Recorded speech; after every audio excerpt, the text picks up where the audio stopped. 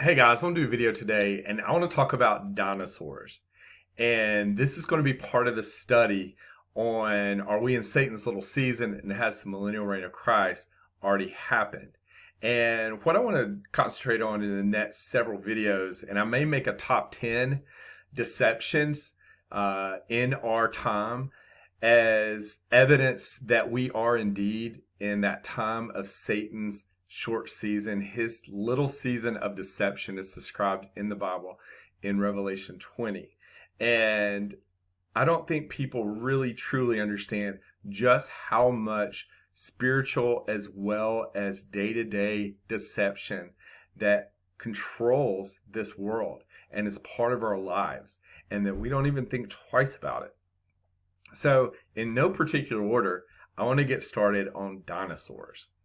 And I want to show you where dinosaurs started. Dinosaurs began in the mid 19th century, just a generation or so when I think Satan's little season started in 1776. So, Sir Richard Owen, pictured here, coined the phrase dinosauria, meaning terrible lizard. And he was a Freemason, part of the British Royal Society, and he coined this phrase after finding several bones, purportedly finding several bones with several other of his colleagues in England in the mid 19th century.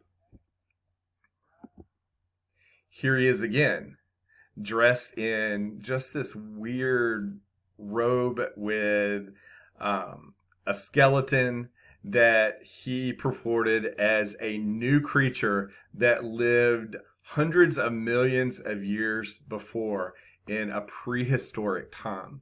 And this was really the first time that this had ever been described and became part of the vernacular of any generation, where these ancient beasts, this prehistoric time, as they said, that lived millions and millions and millions of years ago, roamed the earth. Before then, there was never another dinosaur fossil found. There had never been in any culture anything described as dinosaurs. Now, there are pictures in other cultures of what these warlocks said were dinosaurs, which were truly animals. For instance, a triceratops was basically a three-horned rhinoceros, and could have lived, a few centuries ago. The stegosaurus is another animal that they say lived millions and millions and millions of years ago, but also I believe that an animal like that, a smaller mammalian creature that roamed the earth, was possible that that type of creature that we no longer see today, is extinct, but lived just a few centuries ago, not millions and millions and millions of years ago. And regardless, he described these as terrible lizards, as these cold-blooded, ginormous lizards. And that's how they got their name, Dinosauria. But any animal like a Triceratops, for instance, a Stegosaurus, if those did indeed exist a few centuries ago and are now extinct, then they were not cold-blooded reptiles. They were mammals. They were four-legged mammals that roamed the earth. But getting back to dinosaurs, and specifically Sir Richard Owen, you can see him here as he's aging. He is looking for a place to put his, quote, found dinosaurs. And so he makes one. And an incomplete skeleton he finishes and completes and assembles himself, and says, this is something that we found, me and my colleagues, in the mid 19th century in England. And this is a new creature, never have been described before.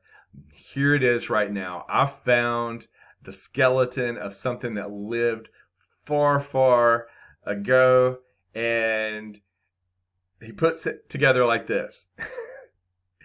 And this is absolutely ridiculous. This is where dinosaurs originated from these type of creatures that he basically made up. He found some bones, he put them together, and they're not even in the proper anatomic positions.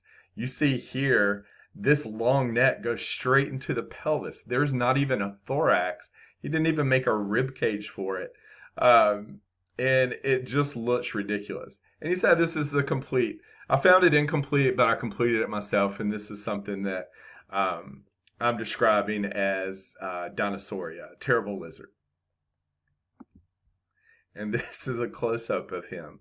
The Freemason, Royal Society, Sir Richard Owen, who came up with and coined the term Dinosauria. So everything we see today originated from this person. So just keep that in mind. The time that it occurred and the skeletons that he was proposing as these extinct, prehistoric, terrible lizards from millions of years ago. This is who started it. This Freemason right here, Sir Richard Owen. But it only gets better. So a colleague and buddy of his in England, his name is Benjamin Waterhouse Hawkins. He got into the bone war, the dinosaur bone war, because after Sir Richard Owen's purported a dinosaur, people began to get interested in this fantasy. Waterhouse Hawkins ultimately was commissioned to make 33 concrete dinosaurs to put in the 1851 World's Fair in London, outside the Crystal Palace.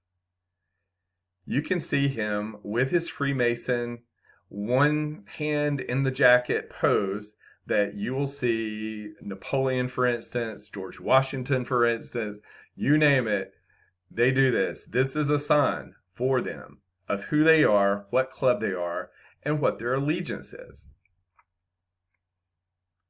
These are Luciferians, and they made up this terrible lizard in the mid-19th century.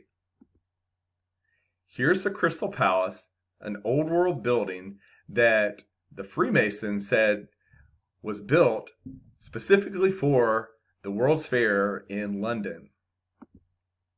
And you can see this massive structure. We've talked about it before. This old world building, this Crystal Palace made of glass, incredible design. There's no way anybody in the mid 1800s built this, and specifically just for a World's Fair. But that's what they claim. And then you see in the forefront here on the south part of London, you see some of Benjamin Waterhouse Hawkins' 33 concrete dinosaurs. And you can see a few people walking along looking at these incredible creatures that they said lived a long, long time ago. Again, this is magic. This is illusion. This is basically, fantastic thinking and not anything that's part of reality. Because it's a deception. And the reason that we see this and that is so prominent today is because we're in that season of deception. This is a book of Benjamin Waterhouse Hawkins' dinosaurs that he drew, that you can get today, and look at these creatures. These are basically chimeras that he drew. He drew an alligator head and then put it on a lion or some other type of four-legged carnivore beast, and then put a tail on it and called it a new creature. This is a chimera. This is something that they thought up, and then they went out and they found some fossils, some fossilized bones, basically just out of rocks, and then they put it together in whatever shape or form they wanted. They never found anything complete, and basically, if they even did find this at all, it was modern animals like a lion, a bear, a crocodile, an alligator. If it was near water, or even if it wasn't near water, it could be a whale, it could be another water creature that might have lived several hundreds to thousands of years ago when there was water on that part of the world, possibly at Noah's flood, that perished at that time, and they're finding whale fossils in the middle of land. And they're like, there's no way this can be a land creature. Let's put this together and make it, or there's no way this could be a creature from water. This has to be on land. So let's make it into a prehistoric dinosaur from millions of years ago. Let's get this whale skull and throw some legs on it. Here's another drawing of Waterhouse Hawkins, and this is the Megalosaurus, meaning a big lizard. Its fossil was first discovered near Oxford in England. It was the largest of its kind then known, though since many bigger dinosaurs have been found than this. This is so ridiculous how this whole dinosaur thing starts. The Megalosaurus was a fierce cannibal with pointed teeth, sharp claws on its hand and feet. It hunted and ate other dinosaurs, especially small ones. And so you can see, basically, this is a water creature or a crocodile or alligator, and then they put 2 feet on it or 2 legs on it in really awkward positions. This is something that I don't even know how they can put in a book. After they drew it, they were probably just laughing that other people would even buy this crap. But this is official dinosaur, the Megalosaurus, that they found the fossils of in Oxford, England. Here's another picture of the Paleozoic Museum. And, you know, as time went on, they started having to name these periods and eras that were so far ago, you know, that at the time, people had that's not even a thought that, you know, dinosaurs or any creature lived millions and millions and millions of years ago. Obviously, in Satan's little season, they're going to do whatever they can to oppose God's word. And they're going to start in the book of Genesis. And specifically, let's just go after the first few chapters with the creation story. So this was a direct attack through warlocks, through those that gave their allegiance to Lucifer, Luciferians, during Satan's little season, during this beginning time period, to basically deceive the world, cast doubt in people's minds if the Bible is true, if God's word is true. Because how can it be true if there were prehistoric, terrible lizards that lived 450 million years ago? So here's the Paleozoic Museum that was in Benjamin Waterhouse Hawkins' book, showing the rehabilitated forms of ancient animal life in America. And you can see this is just a ridiculous looking creature. And then they would show elephants that were a little bit bigger, had a little bit longer tusks, put some hair on it, and call it a woolly mammoth. So, going forward, Benjamin Waterhouse Hawkins was commissioned to bring the largest fully complete found dinosaur skeleton ever found in the world at the time in 1858 by a guy named William Parker Falk.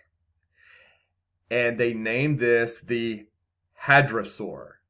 And so the Hadrosaur or Hadrosaurus was the first skeleton that was ever displayed to the public. And they did this in Philadelphia in 1868. Here's Benjamin Waterhouse Hawkins underneath this skeleton, the Hadrosaurus. Now it's interesting the story behind the Hadrosaurus, because, you know, looking back at all these old world buildings and you see the narrative time after time after time of something being burned to the ground, a city, a great fire of, you name whatever city, and a great fire happened in a particular time in the 17th, 18th, 19th century to wipe out all these buildings. Well, supposedly, before Benjamin Waterhouse Hawkins brought his Hadrosaurus skeleton to Philadelphia, vandals came into his house or his studio where the skeleton was being housed and being assembled, and they stole it and burned it down. So there was only a couple of bones remaining that they could salvage, and so the rest they had to assemble made of plaster and guesstimate how this would look. So this is basically going on a couple of bones that they found after supposedly the house was burned down, where the entirety of the skeleton was housed. How ridiculous, but this narrative is something that you hear over and over and over again at this time. And there's even a plaque for the Hadrosaurus Falki. And this again was found by William Parker Falk. You can see right here, it was unearthed. The world's first nearly complete dinosaur skeleton was unearthed by William Parker Falk in October of 1858 in a pit on John Hopkins Farm. And William Parker Falk, if you look him up, was, guess what? A Freemason. And he was in cahoots with Sir Richard Owen. He was in cahoots with Benjamin Waterhouse Hawkins and all the others that began this dinosaur bone war, going after money, making the public suckers basically for a big paycheck. Because in 1881, Sir Richard Owen, who we saw initially in one of the first couple of slides there, that coined the term Dinosauria, he was commissioned as the director of the British Natural History Museum. And here it is. The Natural History Museum of London was opened in 1881 under the direction of our buddy Sir Richard Owen, who found the first dinosaur. And this, they say, was opened in 1881, but it was built, we're not sure, sometime in the 18th century, maybe mid-1700s. It was commissioned, it was founded, it was established, it was opened. When you look at all these museums with these old world buildings all over the world, you're going to see the words founded, you're going to see the words opened, you're going to see the words established.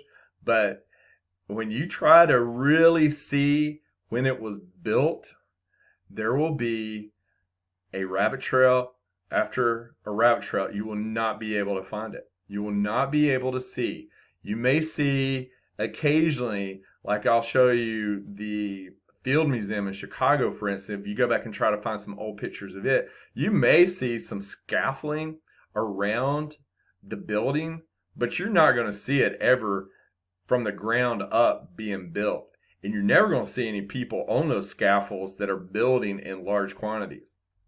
It's a brick here, a brick there, or nobody on it at all. And so what these Freemasons did, they basically, the masonry was free because they found it, and they repurposed it, they renovated it. These are old world buildings. These are cathedrals. These were used for worship. These were used for free energy in the millennial kingdom. But at the time of Satan's little season, when the Illuminati was established at that same very time in 1776, and as time went on, all of these buildings were reclaimed and they were usurped, and then they were used for Satan's little season. Like, okay, let's wow the world with this new terrible lizard called dinosaurs, and let's just turn this into a natural history museum, and let's show all these prehistoric skeletons. And so you can see the London Natural History Museum in the background with a dinosaur in the foreground. And people come to see these large exhibits. You can see here, I think this exhibit is on display still currently in London. And this is the Titanosaur, the largest dinosaur ever found. And you'll see as it goes on and on, you're only going to see dinosaurs that are found that are bigger than the last one, that are longer, that weighed more, that were more ferocious, because you have to keep wowing the public, basically, so that they will come see it. During Satan's season of deception, this is what is in these beautiful old world buildings that were built at the time, this angelic architecture, the millennial kingdom, during the time of the millennial kingdom of Christ. Now, in Satan's little season, we have these made up prehistoric animals. This one made out of plaster because the bones, quote, are too heavy to display because the Titanosaur weighed 57 tons and is 121 feet long and ate, so much food. You would, there's so many like cajillion calories a day that this animal consumed, and they just go fact over fact over fact, where all of a sudden, you're a science geek, or you're a kid and you don't know any better, and you're just wowed by all this. You're like, oh wow, these scientists are really smart. These paleontologists, they're incredible. But whether they know it or not, they are part of the deception. Here is the Natural History Museum in New York City. Again, an old world building. They said it was founded in 1869. Yeah, it was founded, all right. It was founded, but it was built much earlier in the millennial kingdom of Christ. It opened in 1871, and it houses, guess what? Terrible lizards. This is what old world architecture has been turned into. Repurposed, new plaques on the wall to describe the natural history that they want you to believe during this time of deception. Here's the Chicago Field Museum. And again, this is old world architecture. Why would you build a museum to look like this? You wouldn't. This was found, it was repurposed into the Field Museum to host dinosaur exhibits. This is the opening day of the Field Museum in 1921, and you can see the large crowds lined up to see the exhibits in the Natural History Museum.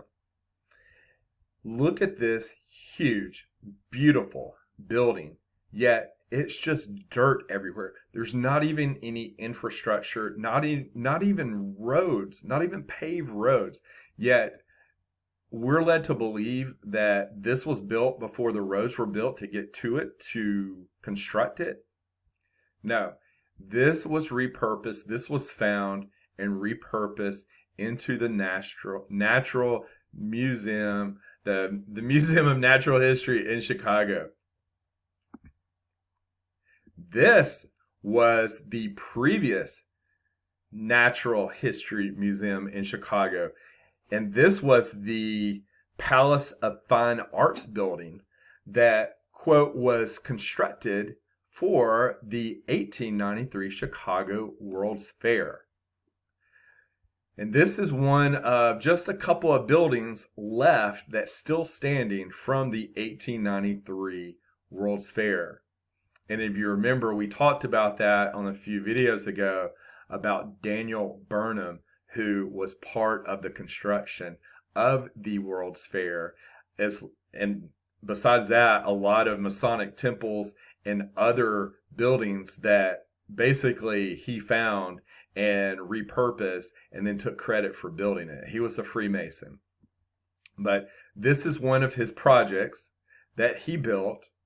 And he built this along with several other dozens of buildings for the 1893 World's Fair in just 2 years. And you may ask, well, why is this building still standing and not the other several dozen of the 1893 World's Fair? Well, if you go to Google, that question's been asked a lot, so they have to come up with an answer, right? In Satan's little season of deception. So the narrative for this Palace of Fine Arts building and why it's still standing and not the other buildings of the White City of the 1893 Chicago World's Fair is, unlike other White City buildings, this building had a brick substructure under its plaster facade. So for some reason, Daniel Burnham decided, for this building, we're going to do some brick substructure under the plaster facade, but we're not going to do it for all the other buildings that you see here. And the reason is because he didn't build any of it. This is old world millennial architecture that has been destroyed. All of this has been destroyed.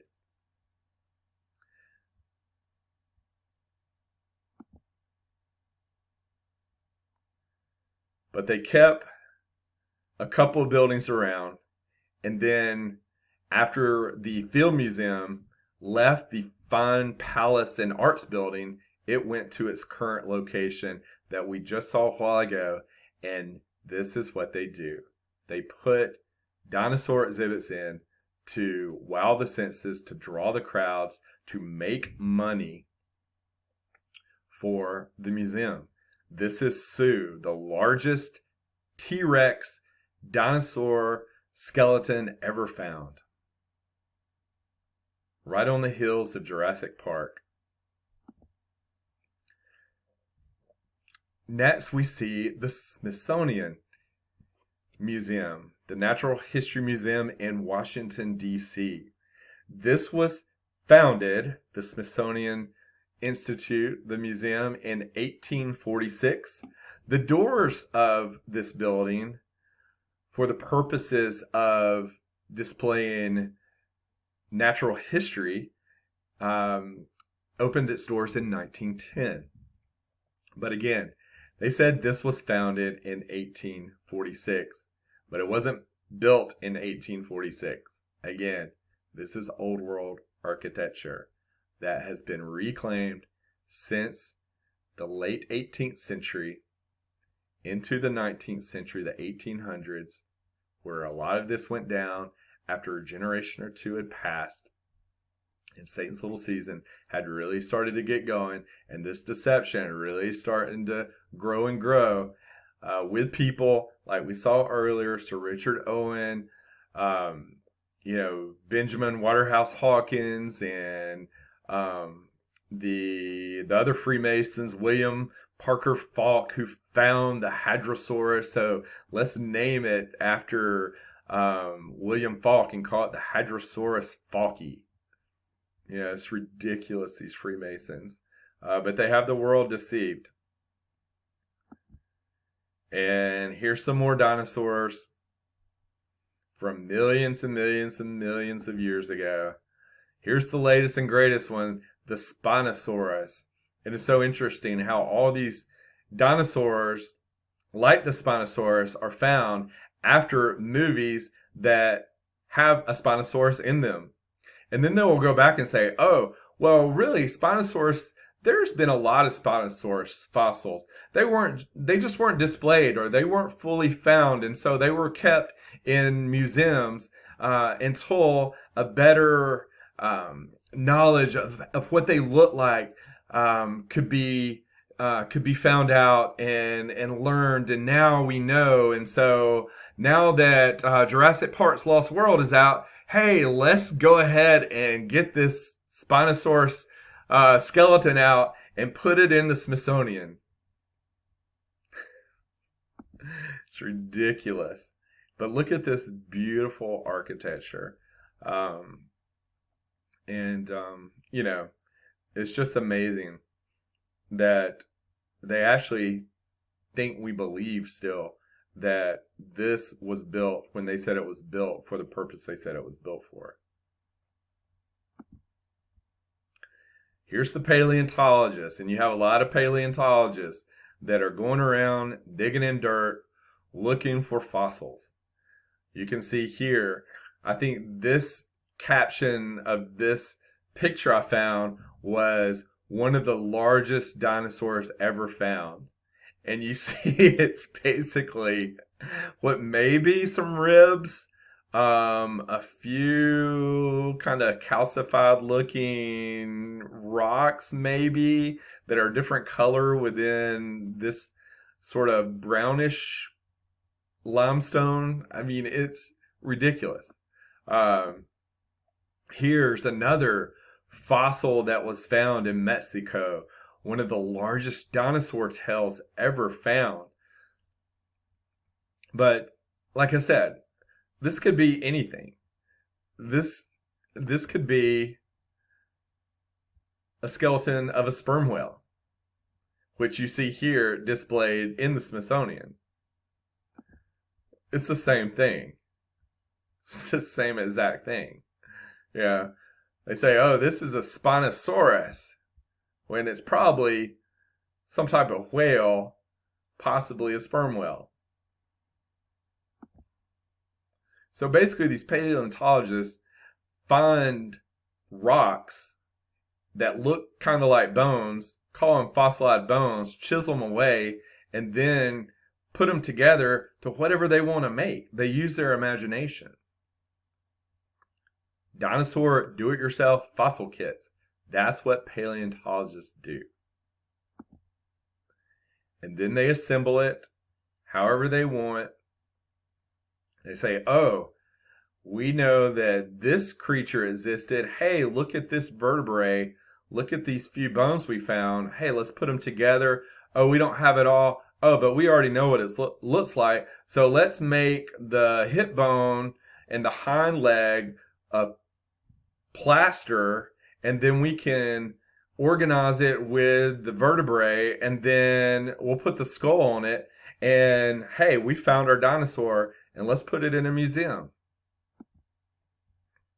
And so I don't know if you've seen these before, but it shows like a real skull, and then how an alien would reconstruct the animal. For sake of this video, we're going to say how a paleontologist would reconstruct the animal. And then this is the animal. It's an orca whale. It's a killer whale. That is a killer whale's skull.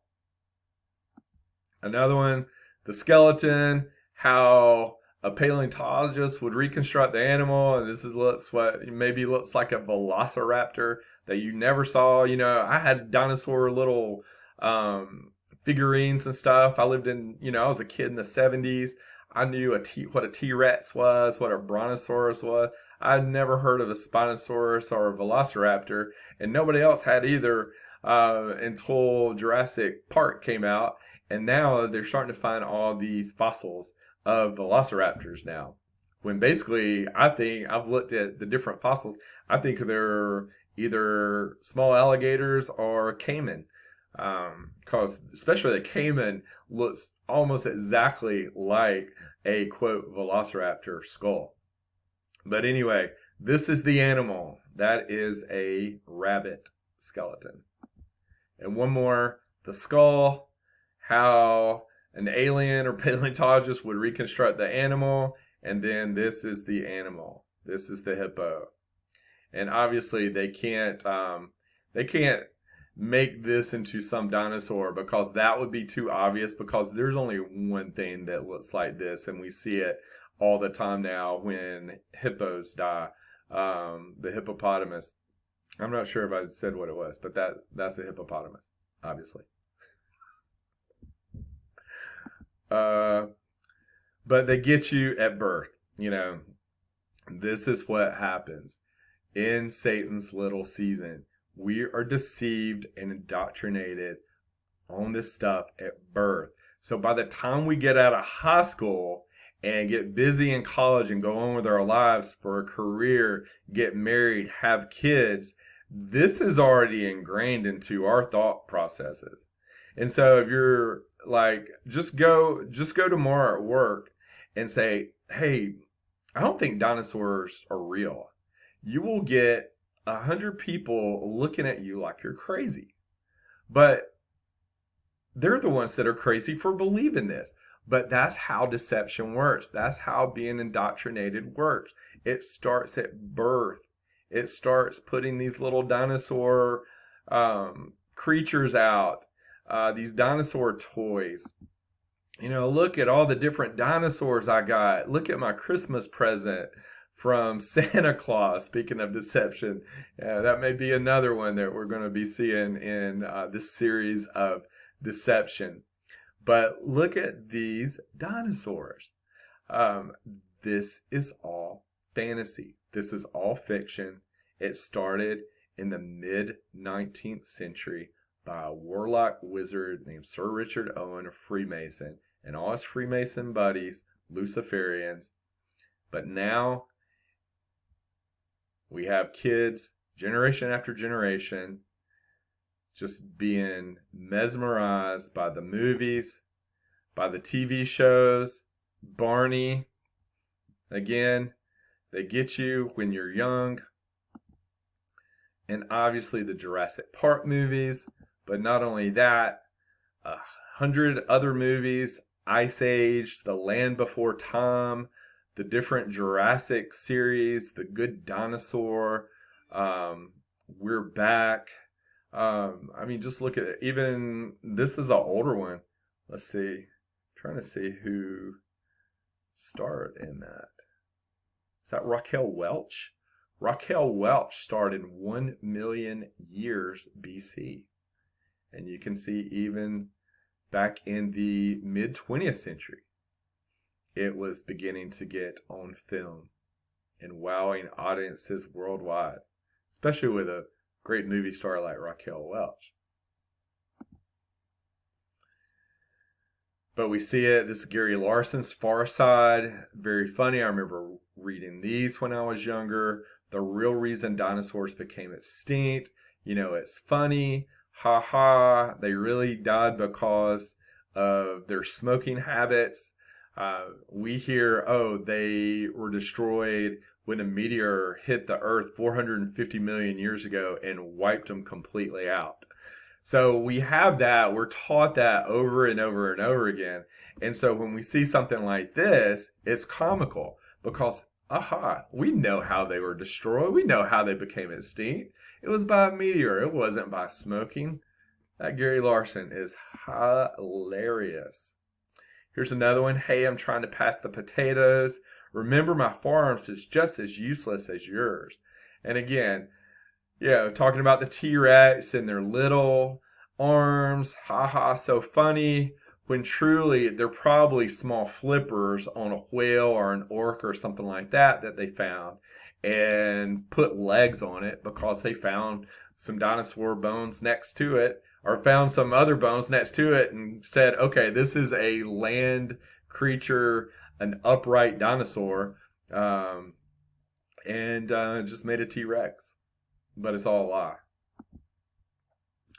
Here's an article not too long ago in the New Yorker, Reinventing Dinosaurs. So again, just like the Titanosaur that, quote, was found in Argentina, and now the fossil is displayed in the Natural History Museum in London. You have to go for bigger. You have to go for wilder. So let's speculate. Do these big dinosaurs, did they have like reptilian skin, or did some of them have feathers? Hey, some of them maybe even had patterns that look like that. Some of them may have crested horns or spikes. Who knows? Some may even have like a fluffy tail, like a lion. And so again, it's using your imagination, building off what Sir Richard Owen began, and then what Benjamin Waterhouse Hawkins and William Parker Fout and many others during that era, that this dinosaur lie was beginning. We're building on that still today with the movies, the articles, speculating on more and more about creatures that didn't even exist. So when they show you something like this and say, oh, it's a dinosaur, and let's put some hair on it, and this is what it looks like. Actually, this type of orca whale, that is its skeleton. That is the whale skeleton that you see here. I think that's a type of killer whale. So finally, I think by covering dinosaurs, we see people like Kent Hovind, Dinosaur Adventureland. And this is something that Kent Hovind, who was an apologetic on a creationist, said that dinosaurs lived just thousands of years ago, not millions and millions of years ago. And so we have Christians that are basically apologizing and debating these atheists, these Freemasons, these paleontologists that don't believe in God, that had rather believed in a fictional creature that a Freemason came up with in the mid-19th century than our one true creator. But Christians shouldn't even have to defend this. You shouldn't have to make a Dinosaur Adventureland and say, oh no, this is, one of God's creatures and it lived just a few thousand years ago. You just say, no, they're not real, and move on and give somebody the gospel. And if they want to know more about it, hopefully now you know, and you can tell them a few things about the history of dinosaurs.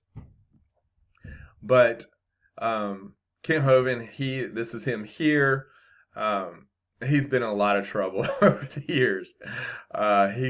He was in prison for 9 years for tax evasion through his Dinosaur Adventureland. He got out in 2015. And this is a picture over his street as he came back to his house in Pensacola, Florida in 2015. And it's interesting. I was telling somebody that watches the channel about time that I spent with Kent Hovind during this time. And I live in Alabama. The beaches on 30A near Pensacola are about 4.5 hours away. And so me and my family still go there, at least once a year to go to the beach for a few days. And so back in 2015, when my boys were younger, I think they were about 8 and 10, I knew Kent Hovind had just got out of prison and was home. And so one night, I told my wife, I'm like, I think I'm gonna drive over to Pensacola in the morning and take the boys over and see if we can see Dr. Hovind. She's like, okay, I'm going to the beach. Y'all can go. Meet me on the beach later. So we drove over to Pensacola about 45 minutes and went to his dinosaur store that he had in downtown Pensacola. And I think his son ran it at the time. You go in there, asked if he was there, he wasn't, and we looked around the store for a minute and talked to one of the employees and said, hey, we know Dr. Hovind just got out. How's he doing? Is there any way we could talk to him or is he coming up to the store soon? And she's like, well, let me just call him. And she called him and told him, we were there and asked, if he was coming to the store. He's like, why don't you just come over to the house and bring the boys? So we drove about 10 minutes and I literally drove under this sign right here leading up to his house to go see Dr. Hovind. And we went down. He met us outside. He's very gracious. We spent about an hour or two together. He made paper airplanes with the boys and was talking about the way the aerodynamics. He's always teaching, talking about the aerodynamics of the paper airplane. They played around in his backyard. He made me a cup of coffee from his basement. He had signs, these prophecy signs all over the place. You could tell it had just been sitting there forever, and he's trying to organize everything because he just got back a couple of weeks prior. But anyway, he's been in a lot of trouble. He's been in trouble recently still, and I really don't know what's going on at this time with him. He, when I was there, he was speaking of trying to start up a new dinosaur adventure land in Alabama, in South Alabama, and I think he eventually did. But now there's stuff going on with that and investigation. So it's basically a mess over the last 15, 20 years, Dr. Hovind. But from a creationist point, I think he makes some good points, but those type of debates, those apologetics are getting left behind currently. There's a lot of revelation coming out now about our realm, where we are on this realm, and now seeing as time goes on, possibly what season we're in. And I think that we shouldn't have to apologize for dinosaurs for 450 million years ago. We just tell them, look, we're in Satan's little season. This is all deception. Let me show you this. Let me show you this. And then let me show you God's word and the gospel of Jesus Christ. So hopefully, as time goes on, in Satan's little season, as we're nearing the end, I do believe, I hope many people will begin to have their eyes open and say, boy, we were wrong about dinosaurs. So we'll stop it there. We'll have another session on a new topic in this series very shortly. And God bless.